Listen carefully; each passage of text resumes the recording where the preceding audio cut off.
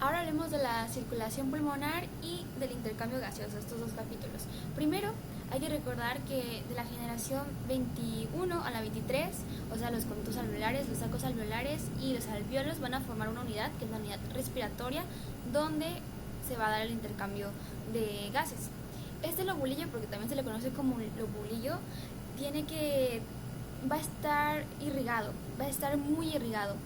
Primero por una arteria pulmonar y luego por una vena pulmonar. También va a haber una arteria bronquial, pero esto es más de nutrición. Lo que nos importa acá son las arterias pulmonares y las venas pulmonares, porque estas son importantes para el intercambio gaseoso. Desde la historia se dice que las arterias llevan sangre oxigenada y las venas sangre desoxigenada. Pero en el pulmón pasa algo diferente. Es el único lugar donde acá la arteria no lleva sangre oxigenada y la vena no lleva sangre desoxigenada. La arteria pulmonar lleva sangre desoxigenada y de hecho por eso se pone de color azul, y la vena pulmonar lleva sangre oxigenada. ¿Pero por qué? Ahora se dice, bueno, en realidad las arterias son todas aquellas estructuras que salgan del corazón y las venas todas las que entren al corazón. Entonces, la arteria pulmonar sale del ventrículo derecho y esta arteria va a llegar a un capilar, se va a capilarizar y ahí se van a estomosar con la vena pulmonar, que esta vena pulmonar ya va a tener sangre oxigenada y todas las venas van a entrar al corazón. Entonces esta vena pulmonar va a entrar a la aurícula izquierda. Y pues bueno, ya entró la aurícula izquierda, de aquí pues se forma la aorta, ¿no? El callado de la aorta, y la aorta es una arteria sistémica que esta pues después va a irrigar a todo el cuerpo porque va a tener un buen de ramas que van a nutrir.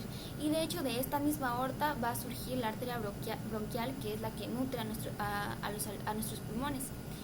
Y pues con esto podemos entender que tenemos dos circulaciones, una pulmonar que tiene más función, pues una función de intercambio gaseoso, y una circulación que es sistémica, que es más de nutrición.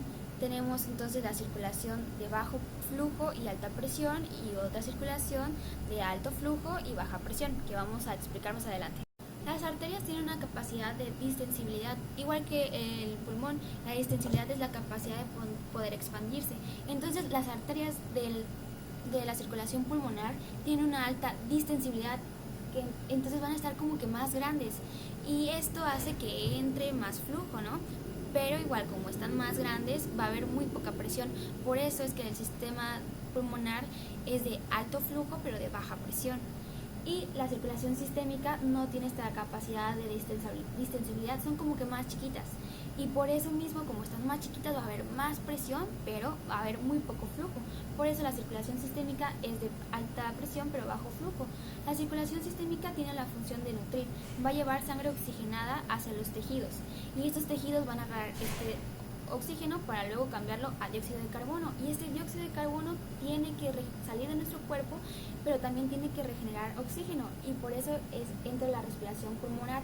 Esta respiración pulmonar va a ser el intercambio de gases para que así salga dióxido de carbono y regeneremos oxígeno. Hice un dibujo para explicar de manera general este sistema de las dos circulaciones, para así poder entender después los números, las presiones y la física.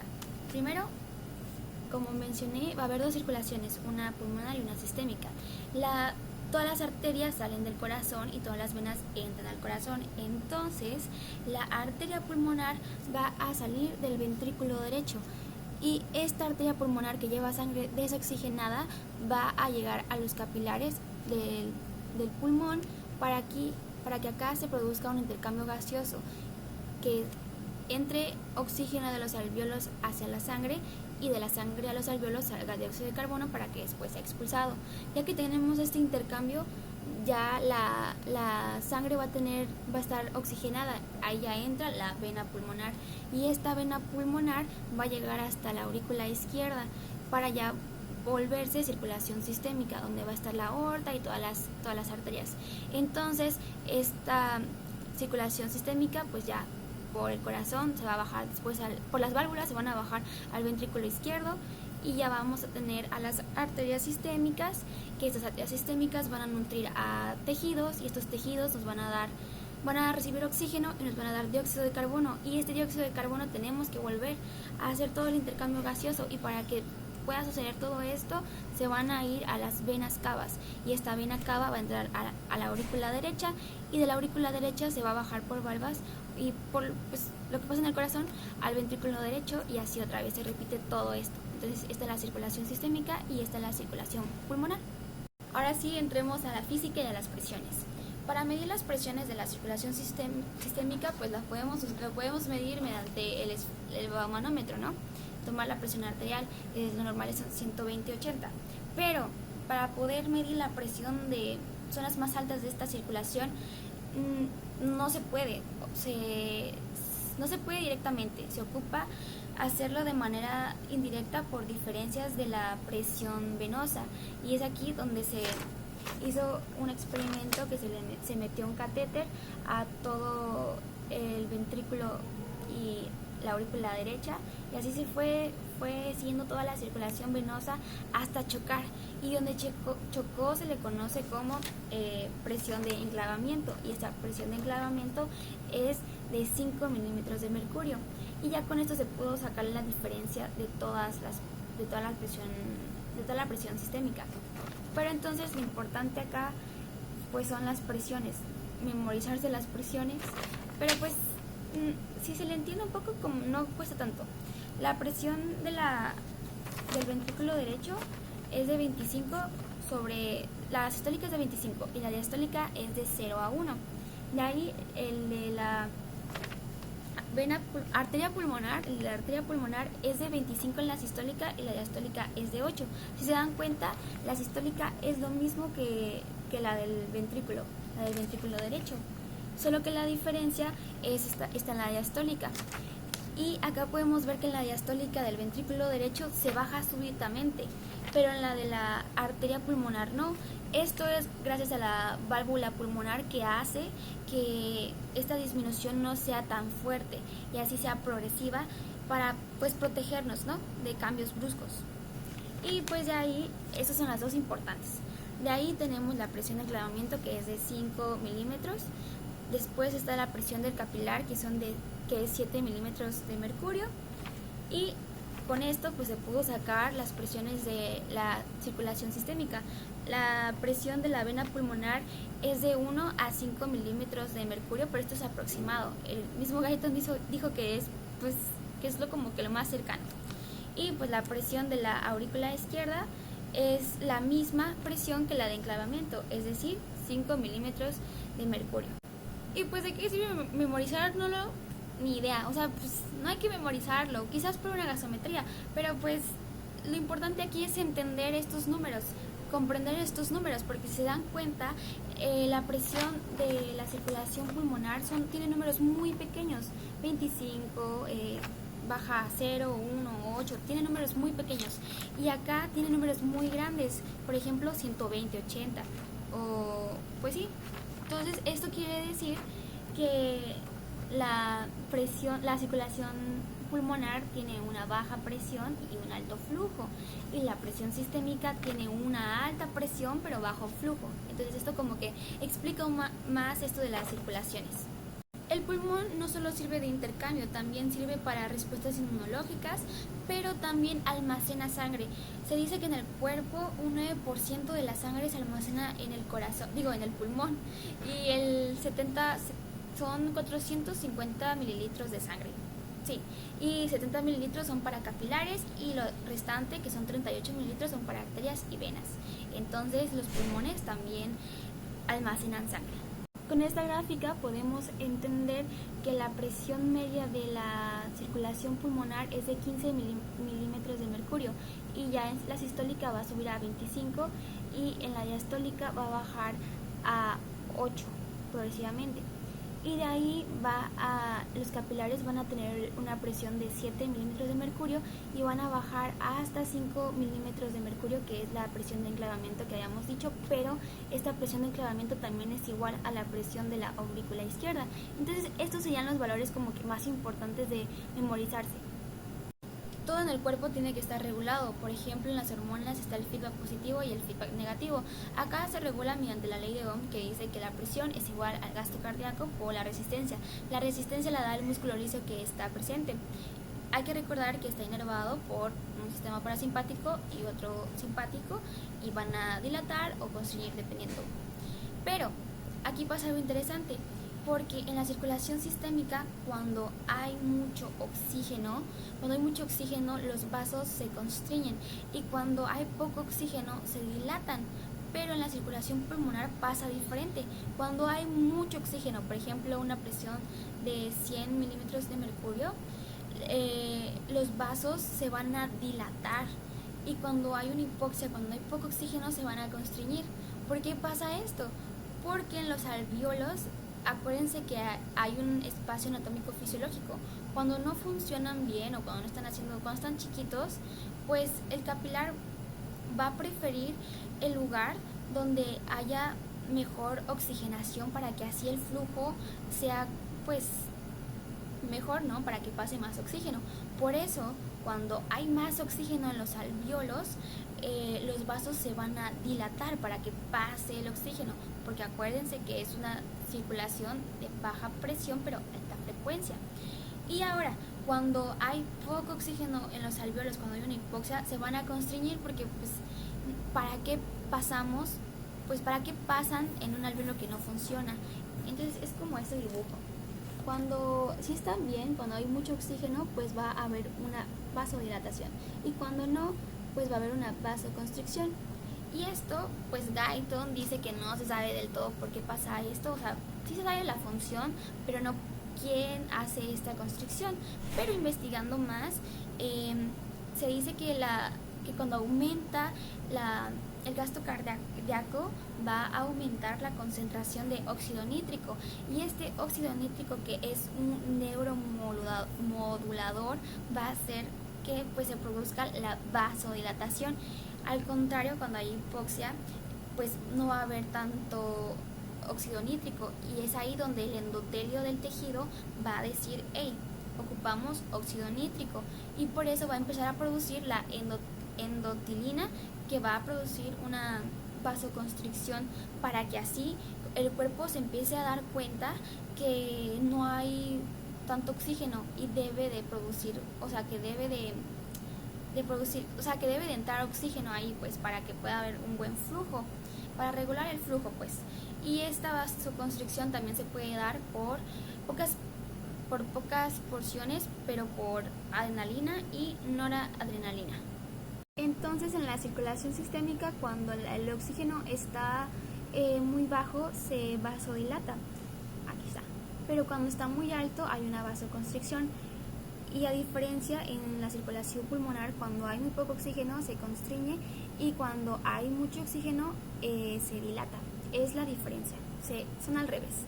Ahora hay que hablar sobre la presión hidrostática, que es la presión que ejerce la propia sangre por la fuerza de gravitación, es decir, que se baja. En el Guyton pone de ejemplo una persona parada en bipedestación, y dice que va a haber una presión mayor de 90 milímetros de mercurio hacia la del corazón. ¿Cómo es esto?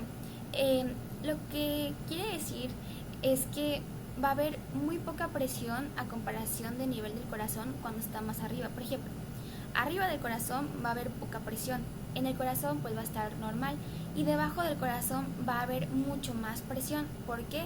Por la misma gravitación, la fuerza gravitatoria, pues se va a bajar. Y es ahí donde entran las zonas, la zona 1, la zona 2 y la zona 3, donde en la zona 1 va a haber poca presión a diferencia del nivel del corazón, y en la zona 3 va a haber más presión a diferencia de la zona del corazón. Poniéndolo con números para que sea más fácil entenderlo, digamos, a nivel del corazón van a haber 23 milímetros de mercurio. Arriba del corazón va a haber menos presión que en el nivel del corazón, o sea que va a haber menos de 15 milímetros de mercurio, así pone en el ejemplo. Y, le restas 23, al 23 le restas 15, o sea que va a haber menos acá. Pero al estar más abajo, va a haber más presión, va a haber 8 veces más la presión va a haber 8 veces más la presión que hay en el corazón. Esa es la fuerza hidrostática de la sangre. Entonces van a haber varias zonas. Aquí están las zonas. La zona 1 va a ser de ausencia de flujo. ¿Por qué? Porque el alveolo, como va a tener bastante oxígeno, va a haber mucha ventilación, la presión va a ser menor porque este alveolo va a estar lleno de oxígeno, entonces va como que a chocar con el capilar y eso va a hacer que esté constreñido y por eso no va a haber flujo. Entonces en la zona 1 la presión alveolar va a ser mayor que la presión arterial y que la presión venosa. En la zona 2 va a ser más intermedio. La presión arterial va a ser mayor que la presión alveolar, pero esta va a ser mayor que la presión venosa.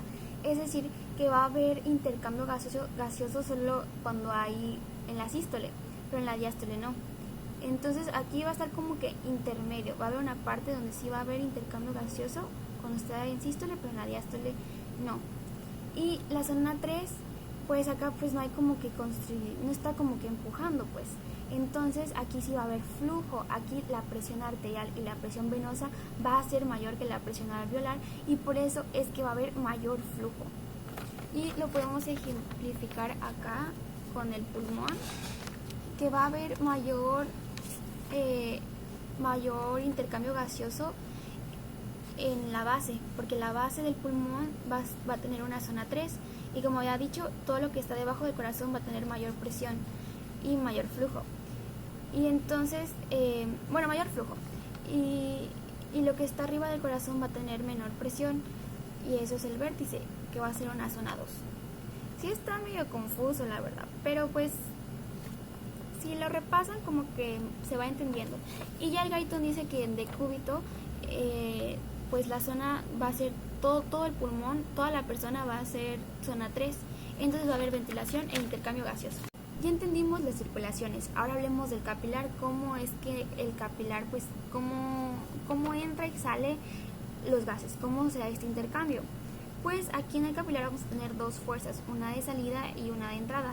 En la de salida vamos a tener una presión del capilar que es de 7 milímetros de mercurio, pero afuera en el espacio intersticial va a haber una de menos 8. Acuérdense que la difusión va de un lugar de mayor concentración a una de menor, por eso es que se puede salir por esta difusión. Ahora también vamos a tener una presión coloidosmótica. En el capilar es de 28 aquí adentro, pero afuera es de 14.